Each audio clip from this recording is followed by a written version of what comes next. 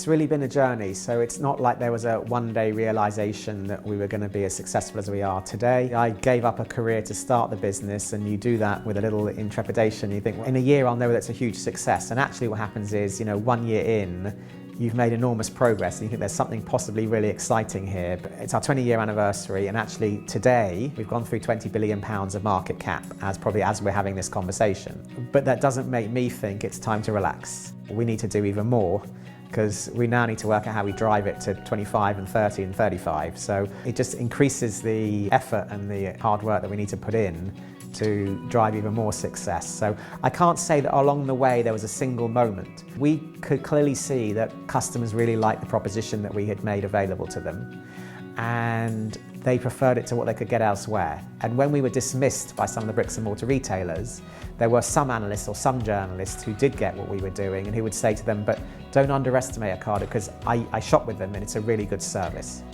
And then the flip side was that the big bricks and mortar guys would then say, yes, but they're losing money and they won't be able to afford to do this at greater volume.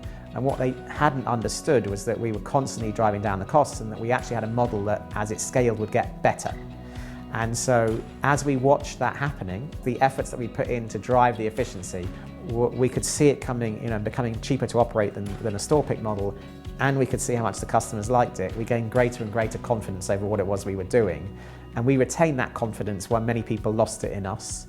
We just kept our confidence. It wasn't blind, it wasn't naive. We didn't ignore the people that didn't have our confidence. We wanted to understand where we differed. We often read it to say, have they thought of something? Have they understood something that we haven't? Can we learn something from them? But usually reassuringly, we would look at what their negative view was and say, they don't understand it. We can see the customer data, they don't see the customer data. They can ask 100 people, but that's not representative of the 300,000 people that we can see how they behave when they do shop with us. So we always had access to better information, and we felt that the confidence was right. But there wasn't a single moment when we said, aha, that's it. And I think many people would believe that there are moments on your journey when you complete a funding round, when you IPO your business, when you sign a big client, that you're kind of going to go, I've made it, and I founded this business and we're a huge success. And I've made people laugh before when they realise that we did an IPO and I've come home to an empty house because the family have been on holiday because the IPO's got delayed, and I've put an Indian ready meal in the oven and eaten it and gone to sleep because I'm exhausted. It's not the kind of what people would imagine of glorious celebrations, if you see what I mean. And we signed the Kroger deal. I did it on an aeroplane on my way back. So we got an agreement. We needed to actually get full authorization on both sides' boards. Theirs came in just as we were boarding the plane. Ours then came in, and I signed it over the Wi-Fi on the plane. Landed at Heathrow. Got stuck in a taxi in an awful traffic jam, got back here, had a shower, went straight to the office, called everyone down to Tim Steiner and to tell everyone what it is that we'd done. Obviously we'd already made a formal announcement, our stock had already doubled and stuff like that. That's not the kind of glamorous, I'll jet off for 4 weeks and go and relax because I've hit the jackpot. Those moments are just momentary reflections, and now the real work begins. You sign a deal to help someone to build the biggest grocery e-commerce business across the United States. The signing it is the start, not the end. And I think we're always sensibly very conscious of that. And the COVID reaction to customers in our clients' markets as well means that we need to achieve a lot more in the next 10 years than we believed we needed to achieve in January or February.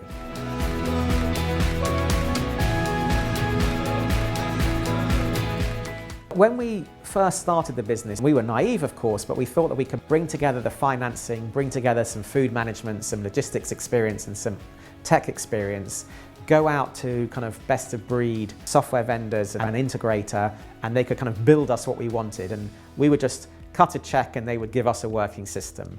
And we very quickly learned that that isn't how the industry works, that it is extremely easy to spend a lot of money and get zero value. And also when we did buy some best of breed software, what we discovered is that grocery is such a unique market in its scale and volume. It's unique in its scale in terms of its absolute monetary amount going through it. In most developed retail markets in the world, 50% is grocery. So every other category only equals grocery on its own.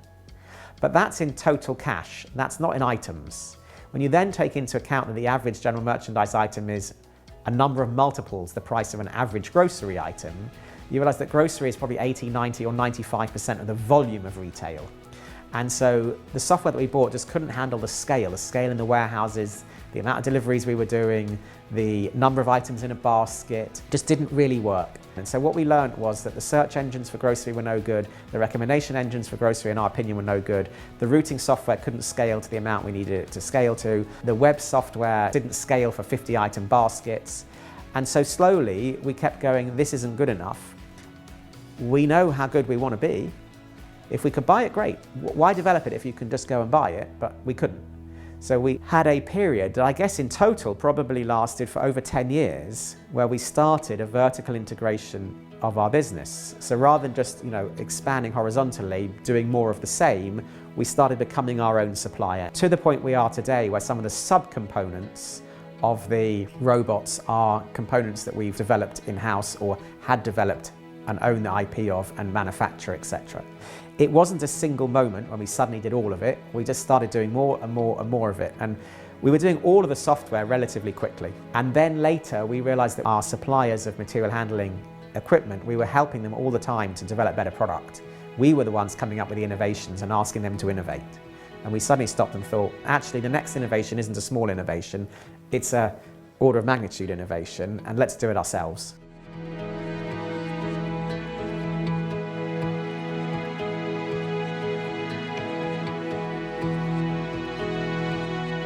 We've faced so many challenges in the last 20 years that we would be here all day if we discussed them all. But the most important thing is maintaining your own confidence, and there's a lot of people trying to knock your confidence and are constantly telling you that you're crap and you're rubbish and your business is going to fail.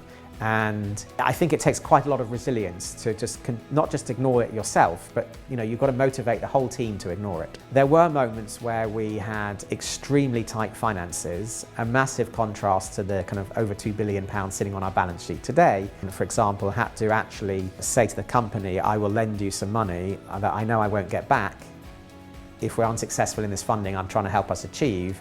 But if I don't lend the money, we won't do the payroll on Friday, and then we're going to cause a spiral that means that the business won't exist. So there were very tight financial moments, and there were difficult moments, particularly once you become a public company.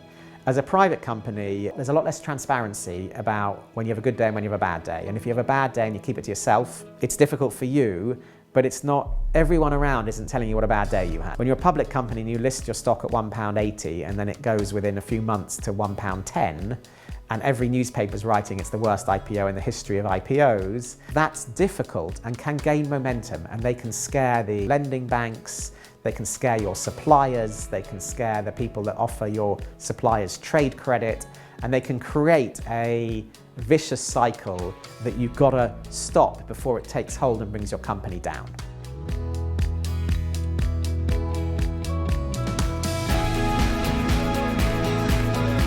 Choose your partners wisely might be the single most important piece of advice, but I think there's so much. But without the benefit of the advice, we've come through it and here we are. We didn't have a spectacular moment where we actually did disappear. Had we taken a slightly different approach, we wouldn't have done. So I think when we sometimes had some very difficult go left, go right decisions, the ones that we made have worked for us.